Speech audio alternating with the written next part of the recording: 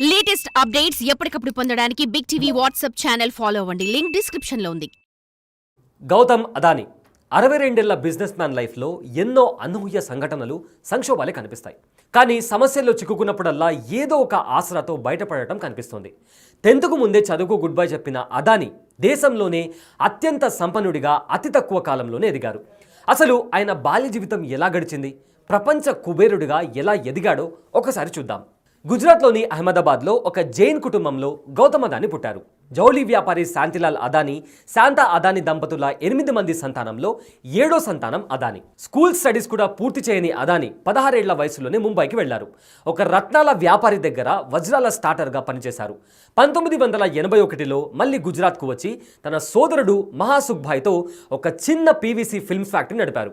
Adani exports పేరిట 1988లో ఒక commodity trading సంస్థను ఏర్పాటు చేసిన అదానీ 1994లో స్టాక్ ఎక్స్చేంజ్లో నమోదు చేశారు.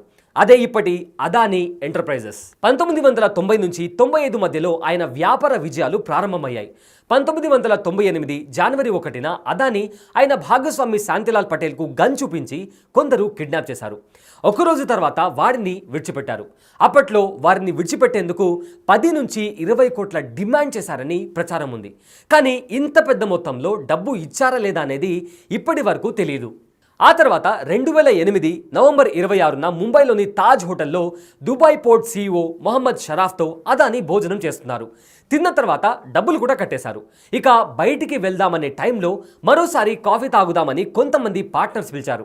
అప్పుడే టెర్రరిస్టులు తాజ్ హోటల్పై అటాక్ చేశారు. దాంతో అదానీ ఇతర అతిథులను హోటల్లోని కిచెన్కు, ఆ తర్వాత బేస్మెంట్కు హోటల్ సిబ్బంది తరలించారు. రాత్రంతా అక్కడే ఉన్న అదానీ తర్వాత రోజు ఉదయం కమాండోలు ఆయన్ని రక్షించారు. 1988లో కమోడిటీస్ ట్రేడర్గా మొదలైన అదానీ వ్యాపార ప్రస్థానం దశాబ్దం తర్వాత గుజరాత్లోని ముంద్రా పోర్ట్ను నిర్వహించే స్థాయికి చేరింది. భారత్లోనే అతిపెద్ద పోర్ట్ ఆపరేటర్గా ఉన్న సామ్రాజ్యాన్ని విస్తరించిన తర్వాత అదానీ వెనక్కి తిరిగి చూసుకోలేదు. అత్యంత వేగంగా విద్యుత్ ఉత్పత్తి, గనులు, వంట నూనెలు, గ్యాస్ పంపిణీ, పునరుత్పాదక ఇంధనం ఇలా పలు రంగాల్లో విస్తరించారు. ఆ సమయంలో రాష్ట్ర ముఖ్యమంత్రిగా నరేంద్ర మోదీ ఉన్నారు. విమానాశ్రయాలు, సిమెంట్, తాజాగా మీడియా వ్యాపారంలోకి కూడా అదానీ అడుగుపెట్టిన సమయంలో మోదీ ప్రధానిగా ఉన్నారు. అయితే మోదీ నుంచి ముఖ్యమంత్రిగా లేదా ప్రధానమంత్రి హోదాలో ఎటువంటి సహాయం పొందలేదని అదానీ తరచుగా చెప్తూ ఉంటారు. రిలయన్స్ అధినేత ముఖేష్ అంబానీని అధిగమించి భారత్లోనే అత్యంత ధనవంతుడిగా అదానీ మారారు.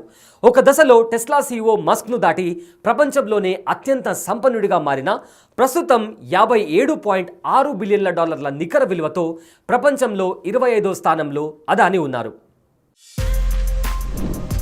For more videos like this, subscribe Big TV channel.